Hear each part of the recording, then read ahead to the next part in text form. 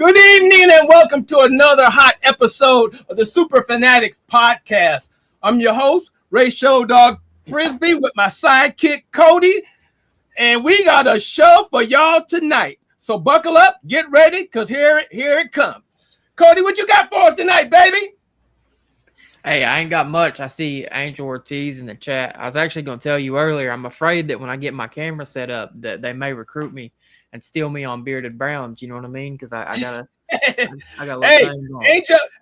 Angel, Angel's listening. You heard that, Angel? You might have another recruit here. But no, man, good week. Started the process of trying to find a wedding venue, and I'm gonna need a small loan of $1 million or something like that because they are outrageous. But just $1 million? Luckily, I am not I told my fiance earlier that I will go to the local fire department and have Bob Evans cater before I will spend $10,000 on this crap. So, oh my god, exciting! It's exciting week, man.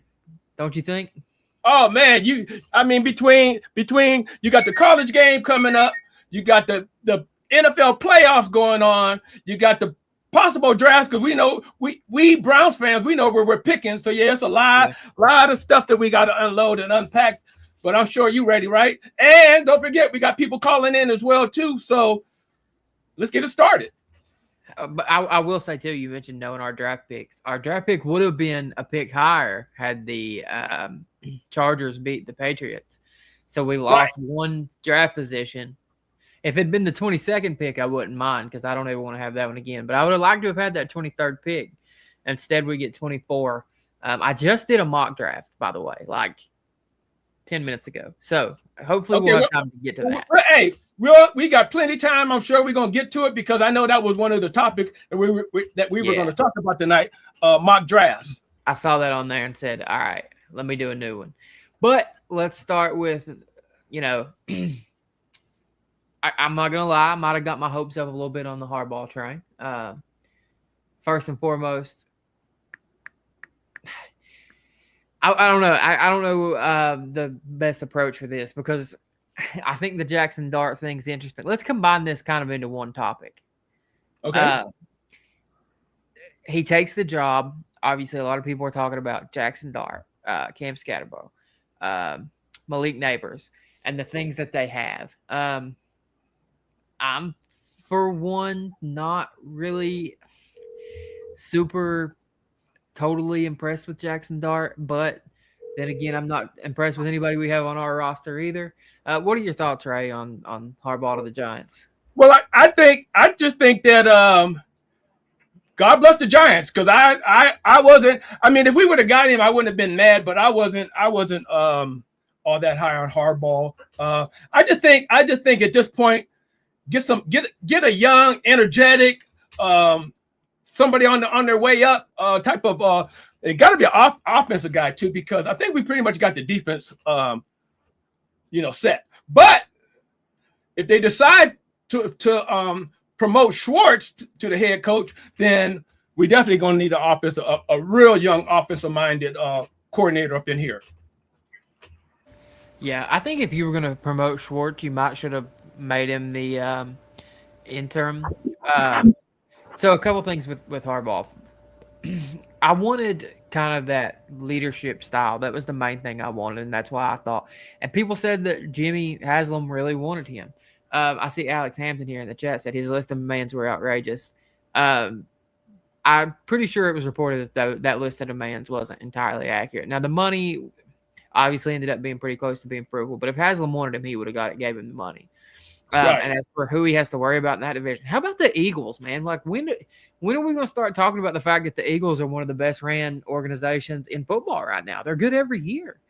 If a coach and a GM were in Cleveland that have done what the Eagles have done with Jalen Hurts, and I'm not just talking about winning a Super Bowl, but consistently being right there with a guy that was a second-round pick, we would have a statue built of them. The Eagles are one of the best run organizations in the entire sport. But as for Harbaugh, I don't want to say I'm super heartbroken. I did think there was a chance because Jimmy wanted him, and Jimmy wanted him bad from what people were saying.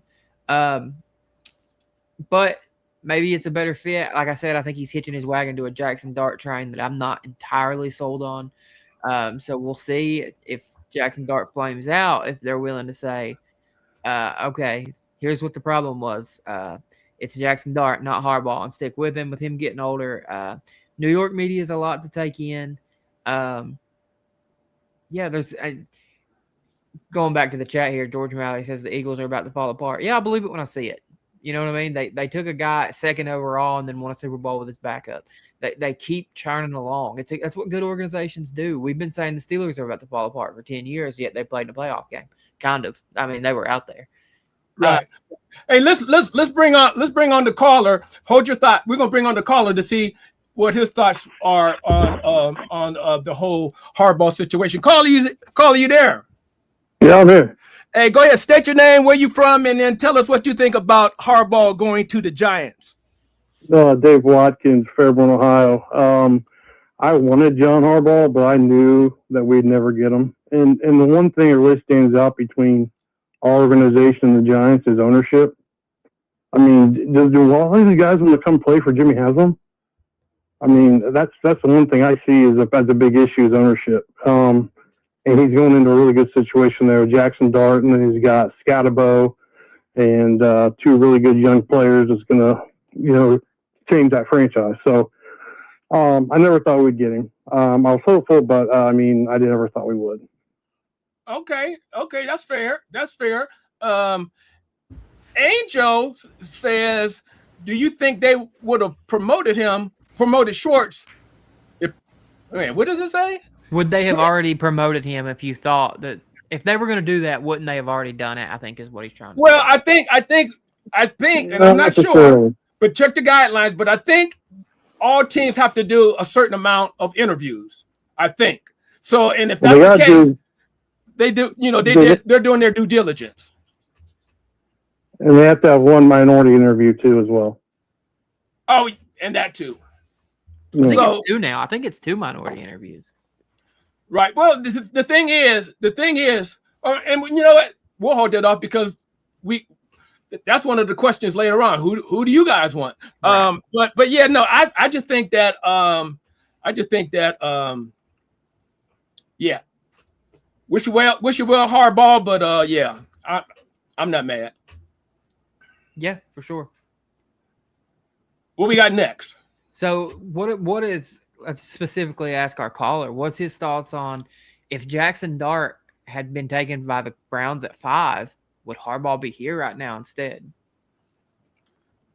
That's a lot of what ifs. I mean, the kind of offense Jackson Dart was running with Brian Daboll was RPO, mainly offense. That's not Stefanski's game. So I don't know if he would have been as successful here as he was in New York. The same thing like with Shador. If you try to get Shador to run an RPO, I mean, you think he did like once or twice this year.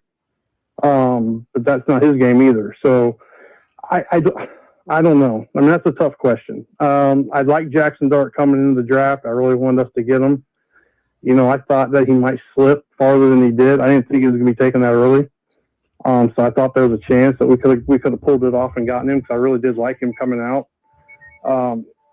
Like I said, I don't think it's just not the players. I think ownership plays a lot into it as well on where these coaches go.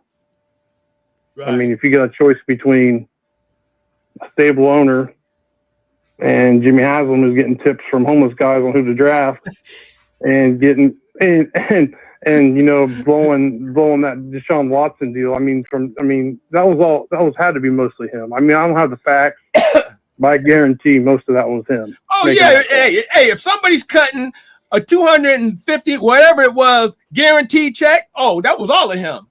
That was his. That was all. I mean, I'm sure he got everybody's opinion, but that last opinion was his. So yeah. Right. Let me ask one more question for both you and the caller. Okay. If you're the top head coaching candidate of the cycle, which I think we would agree Harbaugh was, I mean, it's the only Super Bowl champion that's going to take a job. Tomlin doesn't seem to be wanting to take a job.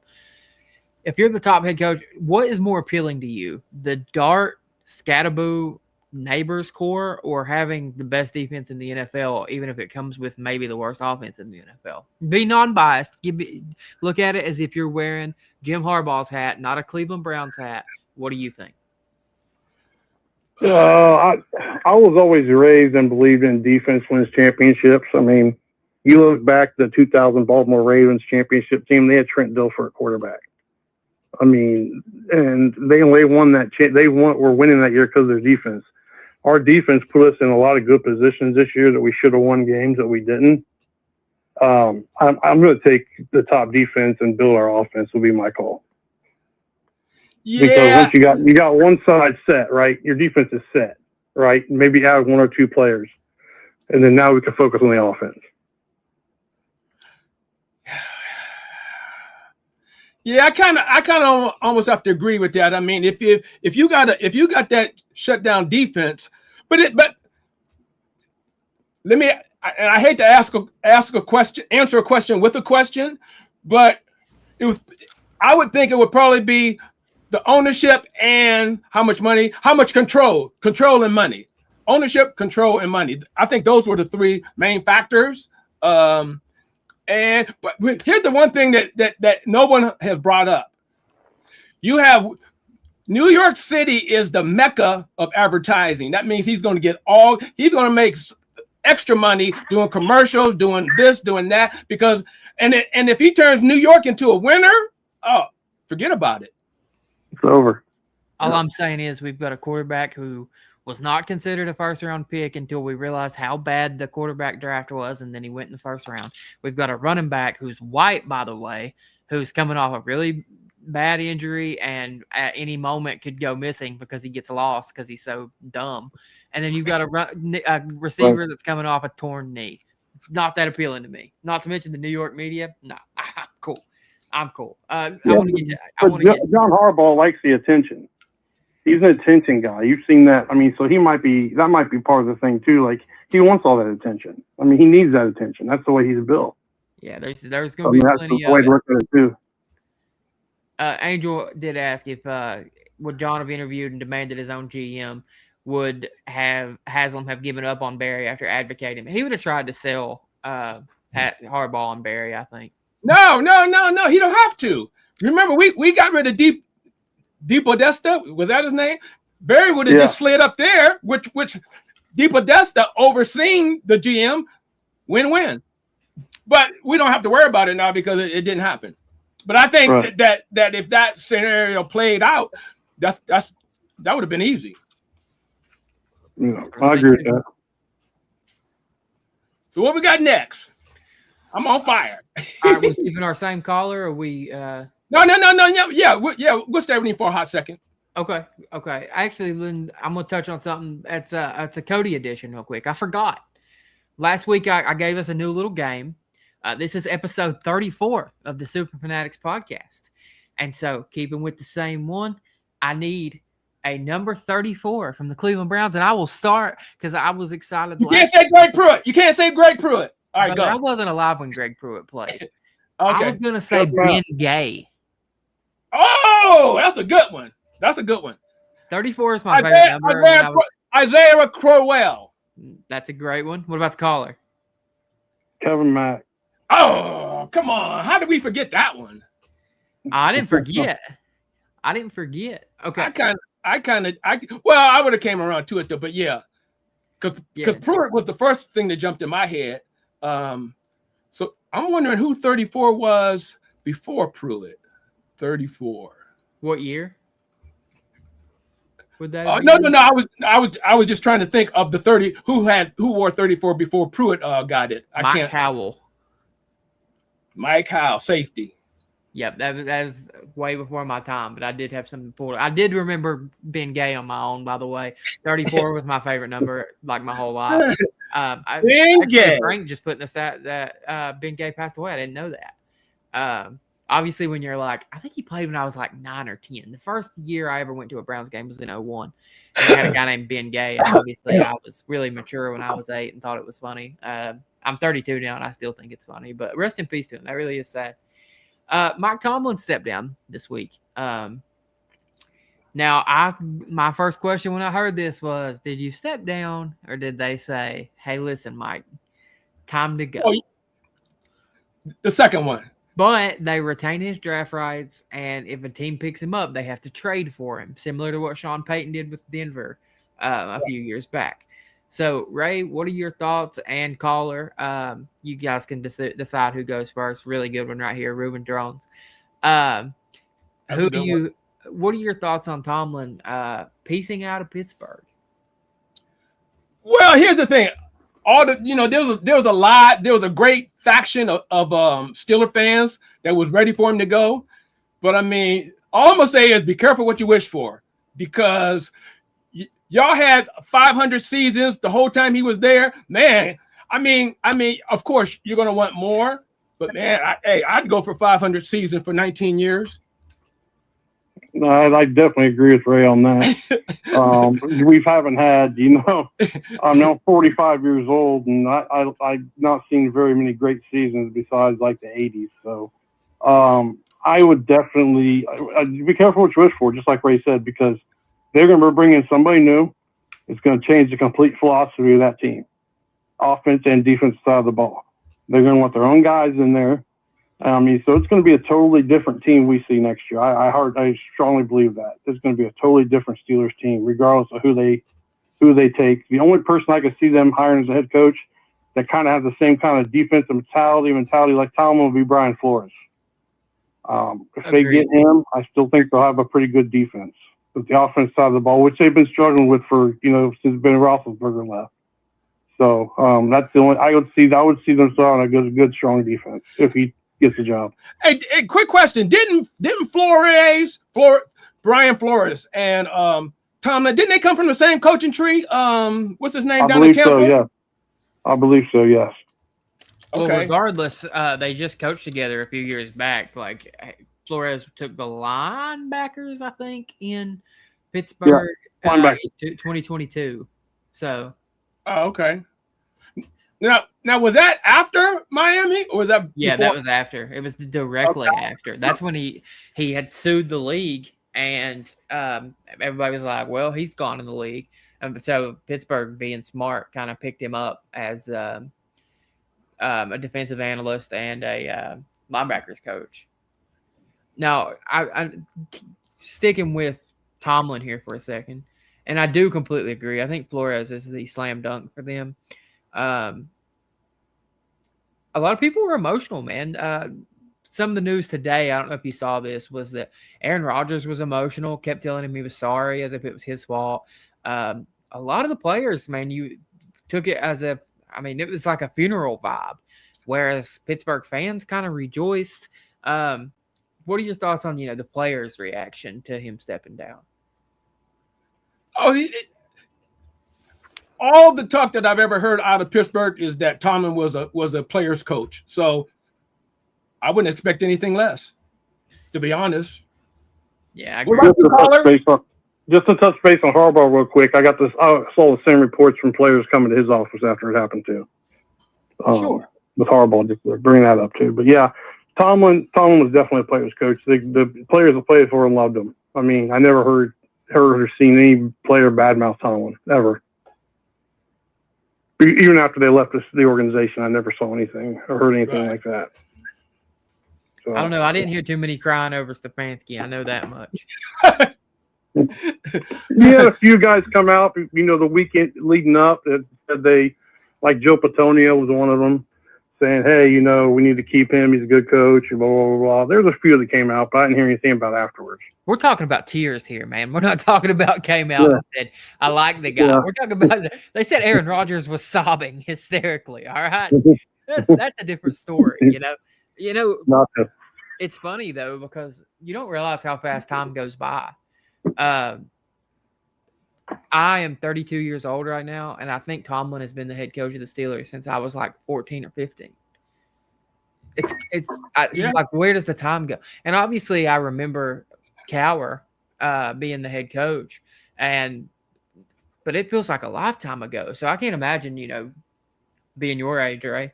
Can't imagine what that's like.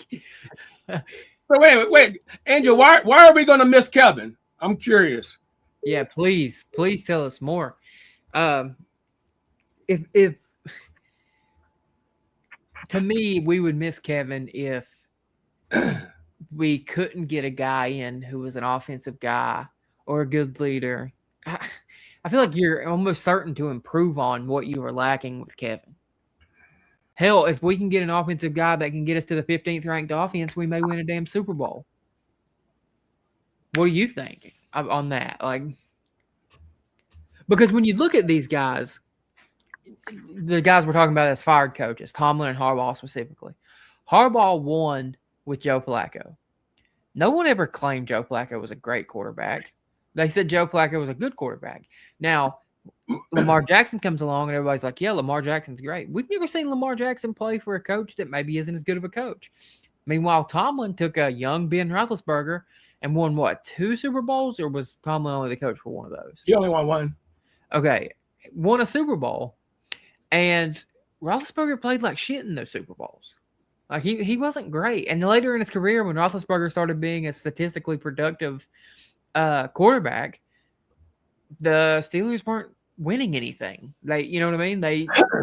Roethlisberger would lead the league in passing, and they'd lose in the first round of playoffs. So for me, you don't have to. Everyone says it's a quarterback's league. I think it's partially true. I think it's very much a coaching league. If you get the right person in there, George Malley just said Flacco is a Hall of Famer. We're calling Joseph Flacco a Hall of Famer? Joe Flacco might not even be in the Hall of Very Good. That's crazy. Thank you. That's crazy. So the Hall of Very Good. I ain't heard that one in a minute. I'm taken aback by that a little bit. Hey, Carly, hold on a second, Coach. Carly, you got anything before you go? We got another call on the line. You got any parting words of wisdom? I just hope they don't screw this up. They will. They gotta make it. They gotta get it right this time. I mean, not saying that Kevin was a bad hire 6 years ago, but I'm saying right now we got to get it right.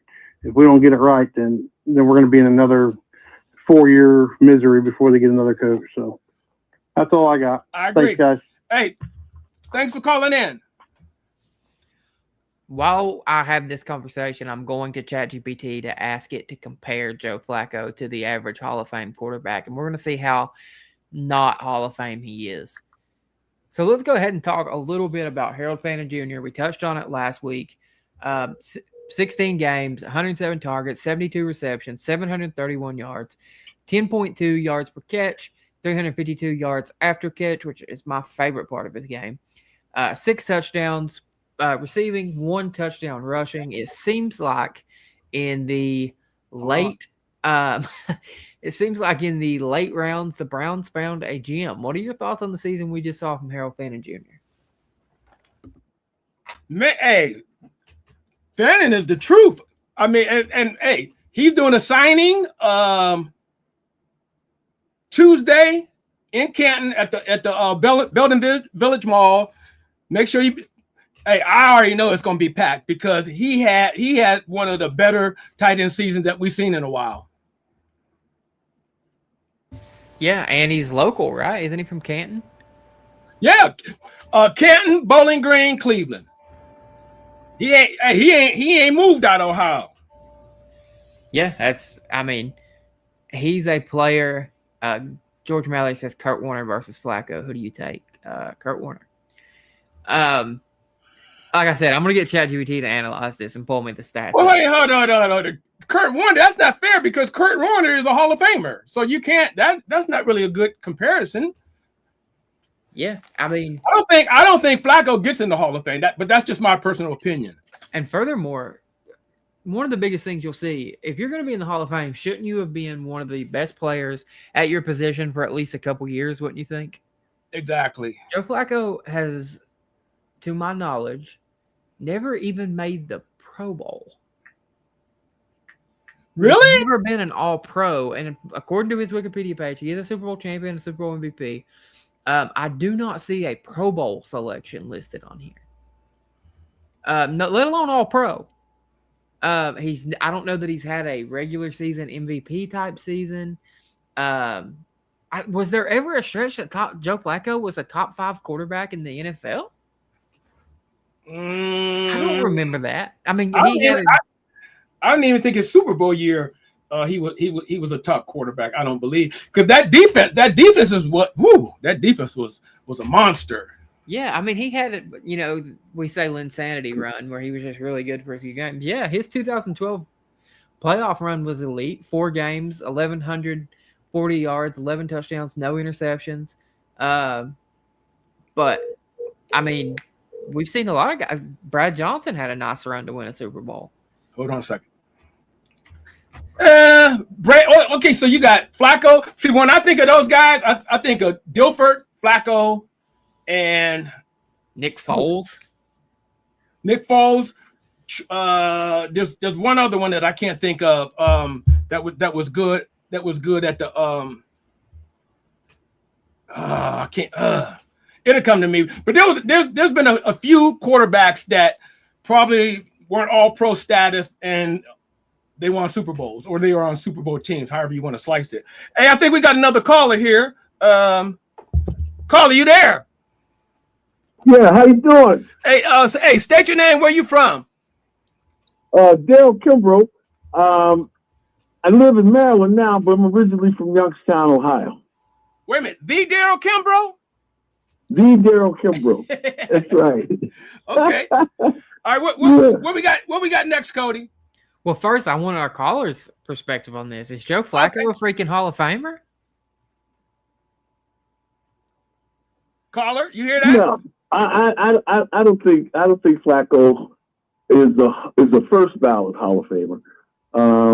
But with his late, what he did with the Browns, came back and sparked some electricity in the city, and he showed some of that flashes down in Cincinnati for a couple of games. I think that if he goes in the Hall of Fame, it'll be on the senior committee.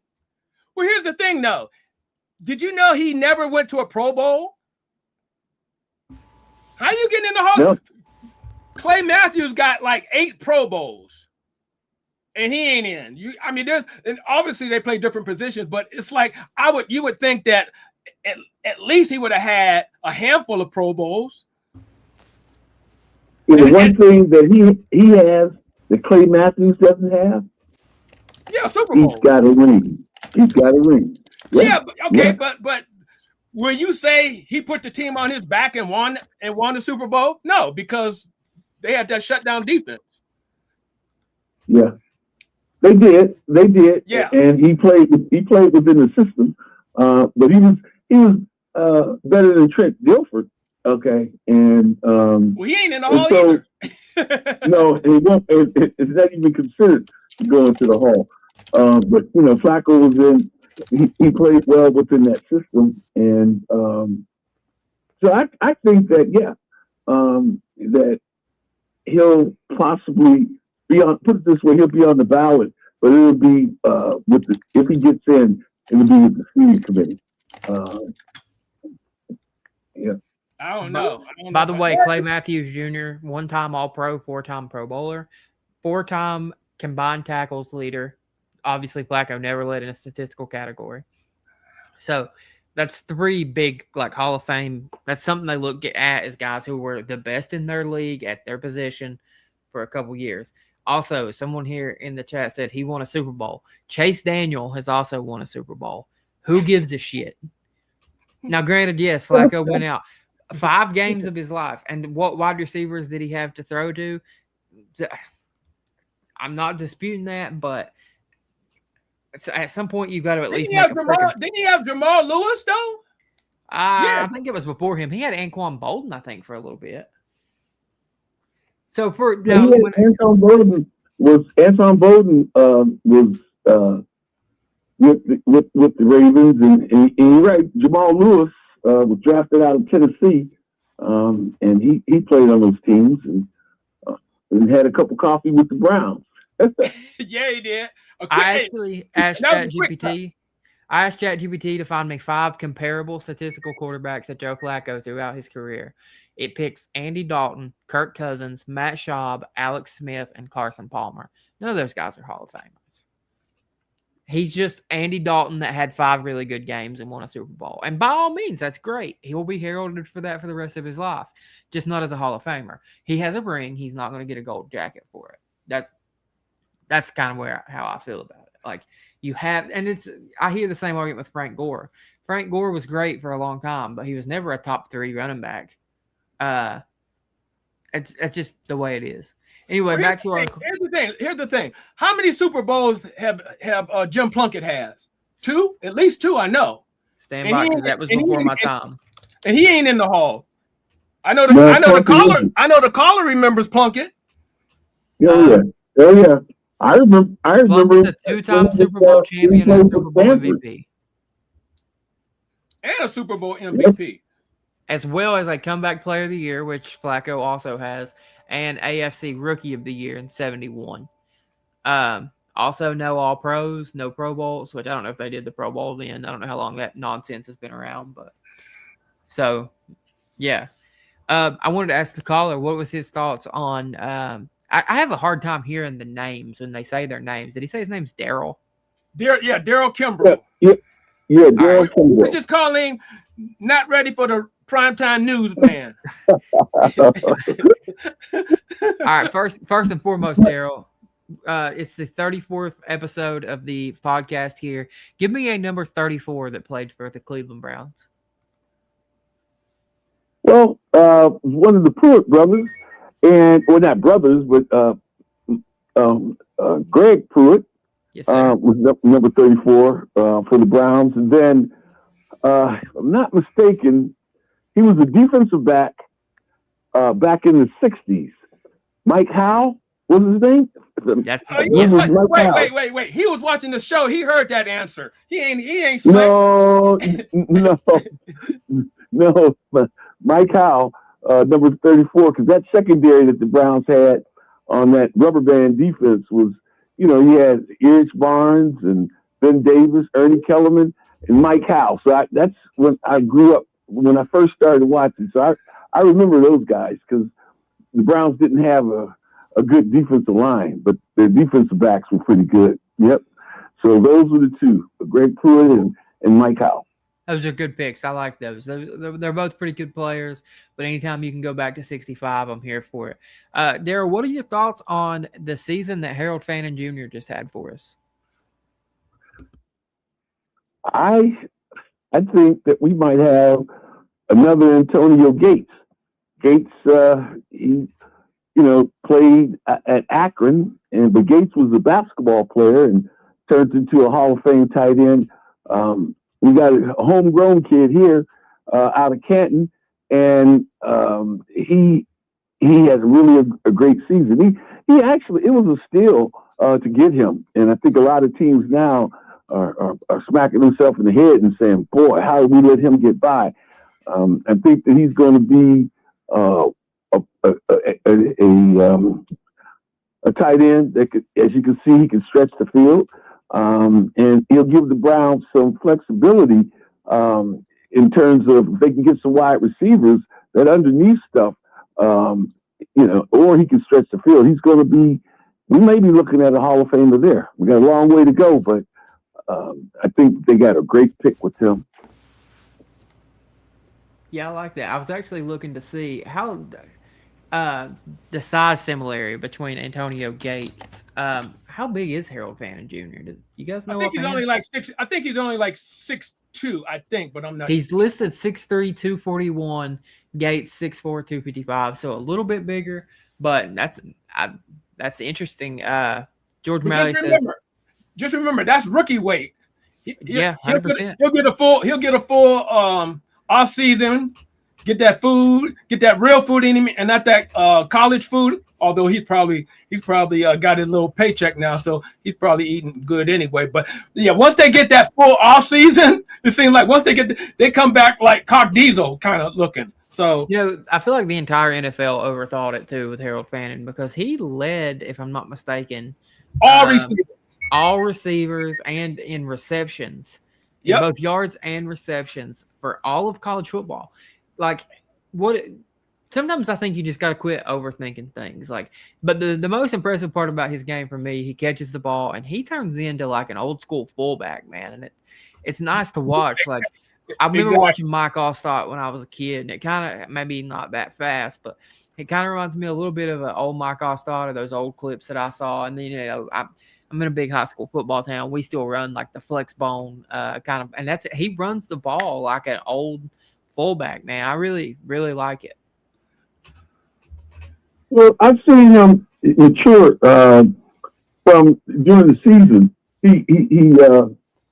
He progressed real good, you know, really quickly during the season, because I was at that home opener, and he dropped a couple passes that could have kept drives going, and those balls were hitting him in his hands, you know. But as the season progressed, he started catching these balls, and it appears his confidence started to build, and you know, he had a really solid rookie season. In fact, the last game he played, that touchdown pass that he caught was something, you know, that ball seemed to be like a wounded duck up there, and he was able to adjust, catch it, and roll into the end zone. Although we didn't see any more of him the rest of the game because his injury with his hamstring or with his leg, but he has a bright career ahead of him, and hopefully, if this thing progresses, we may be talking about him in the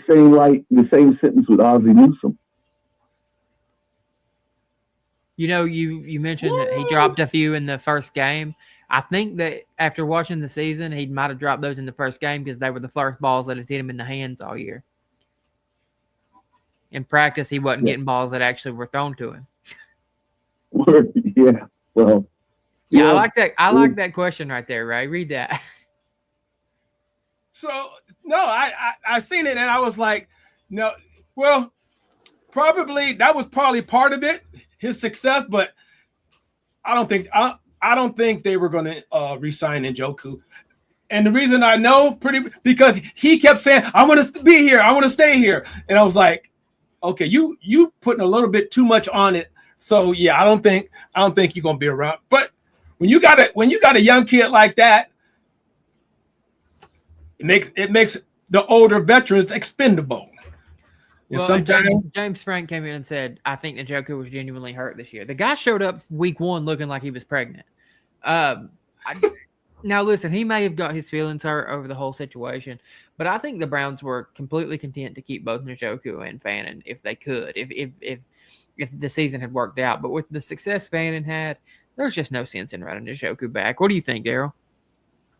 Well, the Chief was, as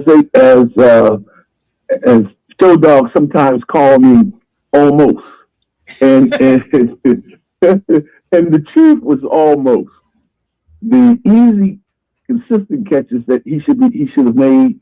He doesn't make them, but the catches with all type of difficulty, twisting and diving in the end zone, he makes those type of catches. So, you know, I think that his time as a Brown, with Harold being there, is probably over with. And they can match up and get some blocking tight ends, and even I don't see that a lot, but I remember Joe Gibbs won when he utilized those tight ends in that offense, and that's with Harold. The Browns could put that package in there too. Have a couple blocking tight ends and have him, free, just like they had back with Clint Didier when the Redskins were making those runs to the playoffs.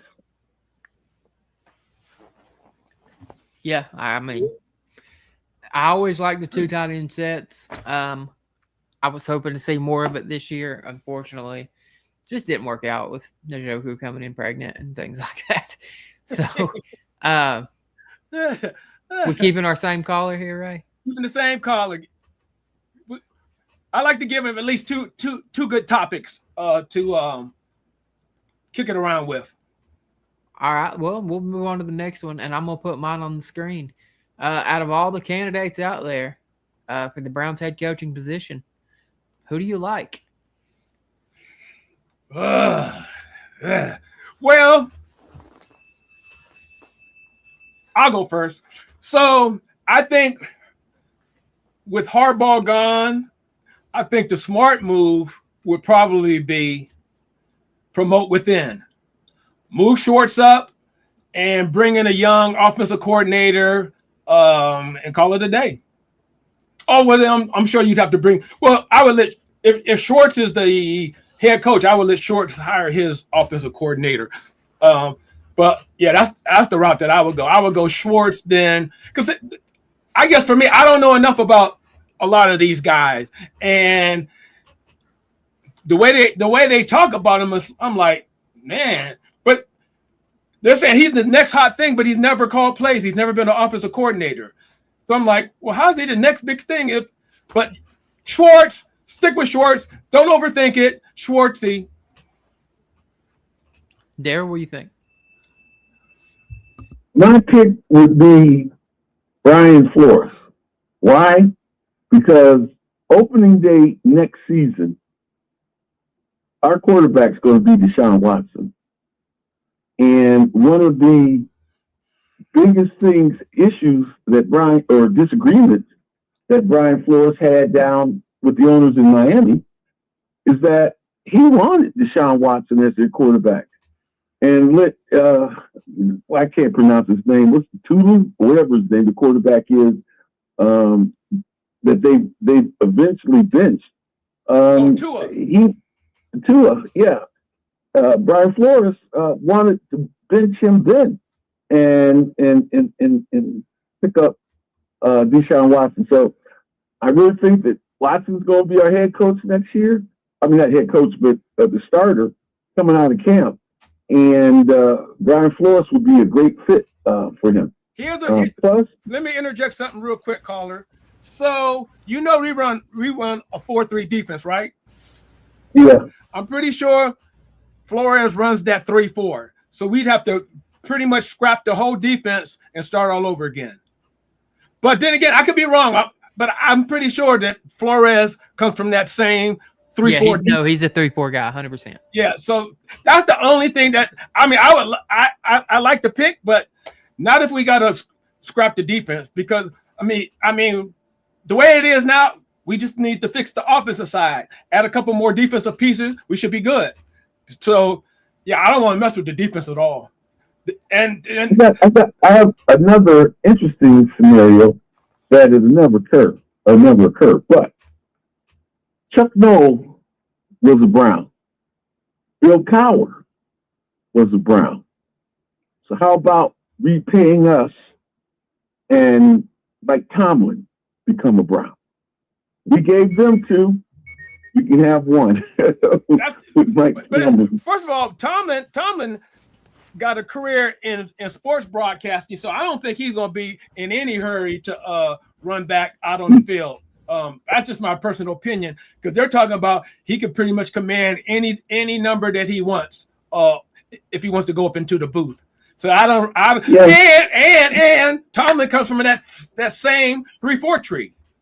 So I don't know. And I know that was a pipe dream of mine, but Tomlin today he talked about one of his reasons for resigning is that he brought up that his daughter had a birthday and he had promised her he would be home. And as he was going home, he got a call that the team that they were playing that week had put a wrinkle in their offense. And he said he turned around, went back to the lab, and he didn't arrive home until 3:00 in the morning. So, and you hear that a lot when these guys retire, that their family is they sacrificed a lot of family time working with that. But I sure would like to see him on the side. I think that he would gain that type of respect from the guys, and you know, in a different culture. But whoever the Browns get, it has to be some type of longevity and someone that can garner their respect. You know, Stefanski, I do have to say that it didn't appear that those guys quit on Stefanski because I mean they were really, you know, especially last game of the season. I mean, you could see those guys were still playing and had nothing to play for. And I had a different respect for Stefanski after I saw what was going on. Well, maybe he didn't lose the locker room, and it's obvious that the respect that he has in the coaching circles, that he's right away he's getting interviews, and you know, so Okay. yeah, we need somebody that's going to be here that can change the culture. Because as a Browns fan, I never got a chance to see Jim Brown. I decided to start watching football the year he retired. You know, but I sure heard the stories from my grandfathers and watching the films on him. And I should, you know, like to see those glory days come back because we have a fan base that's second to none, and we also have the radio and television guys that are in Cleveland. They're the best in all the leagues. And why I say that is that they haven't had a winner since 1964, and every year they have the fans at a fever pitch on going into the season, and it was like a revival.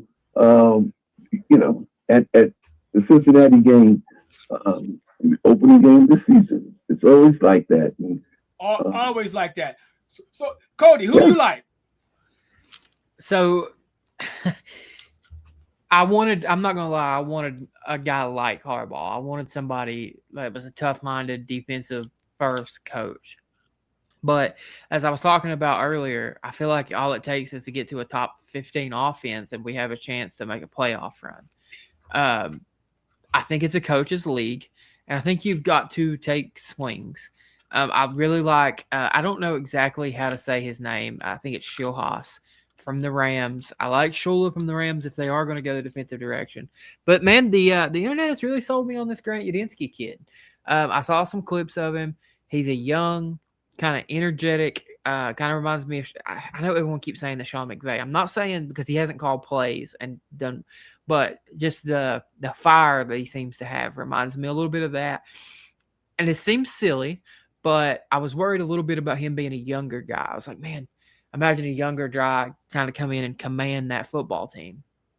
But I actually looked up, and this may seem silly, I looked up his physical size. Because here's the thing, he can be a young dude, but if he's a big young dude, I feel like we as human beings, and maybe I can speak for this as a guy that's a little bit taller and a little bit bigger, feel like we don't respect people who we know we can beat up. You know what I mean? Like, we as men do not respect someone that we know we can beat up. But now, granted, Myles Garrett can beat up most people on the planet. I'm not disputing that. Grant Udinski played at like 6'3", 240, 250. Can Myles whoop him? Yeah, but that's not a fight that you want to have. It's like, oh, that's a good enough, respectable size dude. You know what I mean? So I don't worry as much about him being this like Mike McDaniel. Like, you don't respect that guy because you know you can whoop him. I can, you know what I'm saying? Like, now, if McDaniel's hired, I'll be thrilled. He's done great things, everything he's been. I think we draft a running back if McDaniel's hired because he has a type. But if we're going to take a big swing on a young coach, screw it. Let's try this Udinski kid out. Only negative thing is I think he might be from near Pittsburgh, maybe.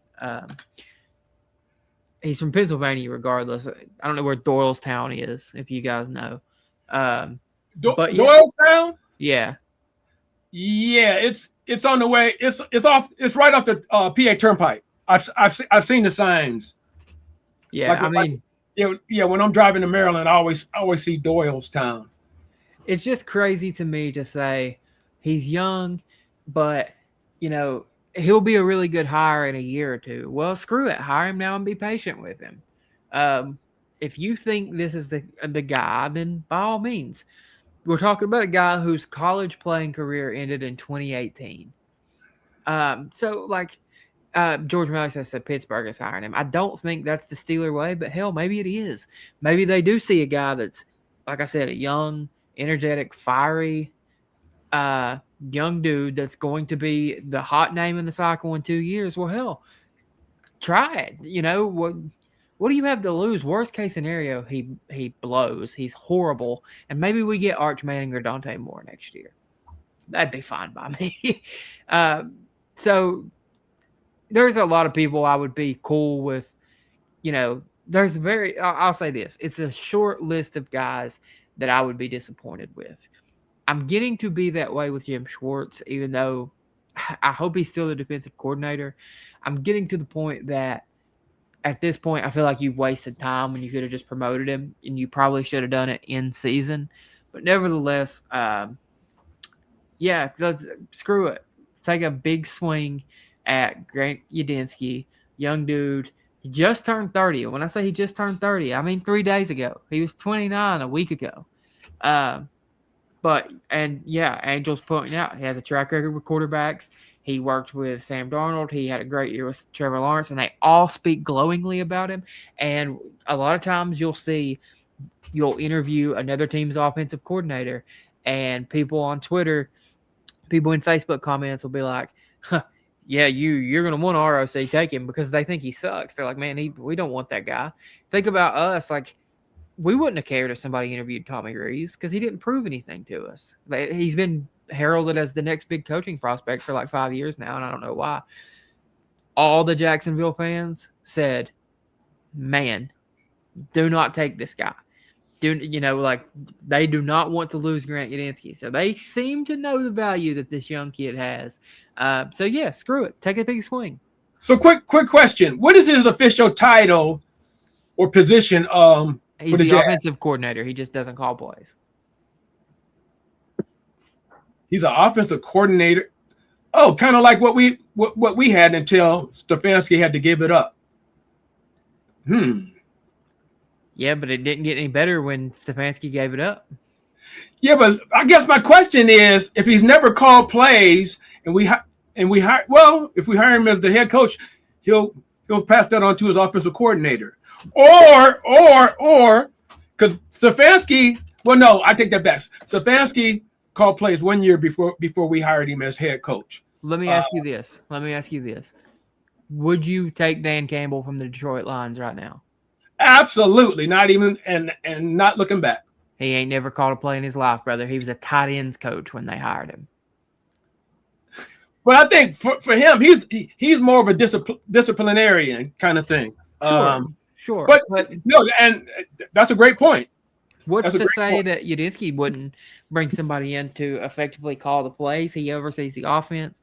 He's the leader of the group. That's the biggest thing. And yeah, Angel's saying that.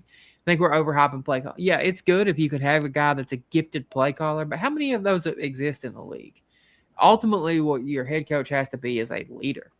And I think fiery is something that matters. And this young guy seems like a fiery, passionate leader that guys look up to, and they get him. So screw it. Like, it's not like with the right hire we're a Super Bowl contender year one unless something crazy happens. Like, if Harbaugh had been hired, would we be a Super Bowl contender year one? Probably not. So to me, just take a swing. If he's a great play caller, here's the thing. I'm sure with the people he's been around, Kevin O'Connell, Liam Cohen, he's picked up some nuances of play calling too. And if, I can't speak for how an NFL team runs. I don't know if Angel can. I don't know if James can. I don't know what you guys know. But I know just from my experience being around high school ball, my friend Joe's an offensive coordinator. In certain games, think preseason, things like that, he would let his quarterback call the plays. His starting quarterback, he would let call the scrimmage games. Or if they were winning big, he would pull the quarterback and let him be the offensive coordinator for the rest of the game. I'm sure that KOC and Liam Cohen have given this kid the same thing. Preseason, or even just, like I said, like a game that's not close, or, I'm sure they have prepared this kid for that type of scenario. Okay. Hey caller, before you go, you got any parting words? I thank you for letting me come on tonight. I thought it was a lot of fun, and looking forward to this setting. Start seeing it more on the YouTube channel and ranking with the pivot. Huh? How about that? Hey, sounds like a plan. Hey, thanks for calling, buddy. All right, let's not panic here. We still have 3 more minutes left. I know it says an hour. Remember, we boot up at 6:57. So real quickly, Ray, who you got, Indiana or Miami? Well, that's like a two-part question. We got time. Go ahead. Okay, because the one thing is I figured out why Indiana is so good. Because they're older than the Green Bay Packers. Dude, I'm getting ready to go into the portal for Indiana. I mean, they taking all, seems like they're taking all ages, but seriously though, I mean, they got a 27-year-old kicker, and I think the average age of those guys are what, 25, 26, 24, 25. And that seems, and it's working for him. But it reminds me of back in the day before there was the NFL. College was the main game, and I don't know where they was getting those guys from, but they were old as dirt playing college ball. So, hey, it's working for him, so I can't be mad. But to answer your question, I still think Miami has too much for him on offense. I think so too. I think Miami peaked at the right time. Man, they did. Yeah, Indiana has quietly they've got to finish the job. They've quietly put forth one of the best college football seasons ever. With largely guys that nobody was talking about. I will maintain I had heard about Fernando Mendoza, but largely guys that nobody was talking about. Ray, do you have any thoughts on the games from this past weekend in the NFL playoffs? Well, I mean, it's always good to see Pittsburgh take one to the chin. Amen. But no, oh man, that Houston defense kind of reminds me of our defense a lot. So I'm thinking we're not really that far off. All we got to do is fix the offense. So that was, just watching that game and watching how. Wait, did you notice how many times they got to Aaron Rodgers? And I'm thinking to myself, I wonder why they didn't play the same game plan. That they should have acted like they were playing Miles again. Funny how that works, ain't it? Right, exactly. Well, at least Miles didn't break the record. Oh wait, he did break the record. He did break. Yeah, same thoughts for me. F the Steelers always. I'm trying to remember what other games we had, but I thought the Rams game was a lot better than expected. Was really surprised by the Bears game, and I actually meant to write down your. That's the one. I meant to write down your predictions from last week and see how you did. I thought the Jaguars kept it closer than I expected. The Eagles disappointed me a little bit. The Chargers even disappointed me a little bit. So this week we've got Bills at Broncos. Who you got? Oh, Bills. I think so too. Just not. Wait. Bills at Broncos? Yeah, Broncos are the one. Oh no, Broncos. People don't think that thin air matters. Man, it matters. It does. Trust me. I'm not a believer in Bo Nix. I think the Broncos are fake good. I've said it all year. And quite frankly, if the Bills don't at least win the AFC this year, someone has to be fired. No Lamar, no Burrow, no Mahomes, no excuse. You got to win the AFC or somebody's head has to roll. I think it's McDermott, but hey, we'll see when we get there. 49ers at Seahawks. Who you got? Niners. Think so as well. There's some thought that Sam Darnold may not get to play. He's dealing with I an seen that injury. earlier today. Texans at Patriots. Ooh, man, that Houston again. That Houston defense is carrying them, and they have just enough offense. I gotta go Houston. I agree. They're looking like the team to beat. I agree, and we're only moments from like the point where people say, "Well, they got all these players from trading with the Browns and killing them," and they got like none of those players from us. By the way, Right. they traded around with the picks, but Exactly. And finally, Rams at Bears. Who you got? Rams at Bears. Ooh, it's gonna be cold up there. It's gonna be cold up there too. Windy, snowing. Yeah, so that's gonna negate a lot of the Rams offense because the Rams playing the dome, right? Oh yeah, they do. Oh yeah. It doesn't matter. They're playing LA. The problem with the Bears though, their defense sucks. Yeah. So, I mean, you know what? I'm gonna go with the visiting team. I'm gonna go with the Rams. I'm gonna go with the Rams too. I think they're more comfortable just kind of running the football, working off of it. I have to see it. I mean, the weather may not even be a factor, but I know it's been snowing up there like for like a couple days now. I'm gonna go with the Rams, but listen, if the Bears win, Ben Johnson's he's that man. He's something to write home about. Send us home, Ray. Let's get out of here. You say, wait a minute, you want me to sing a song? No, absolutely do not want you to sing a song or anything. Send us home. Let's get out of here. Okay. Hey, again, thanks for checking us out. We got a new contest coming up. It's going to be the phrase that pays. You can win $100. So stay tuned for the details, and we'll get right back to you. And as always, go Browns!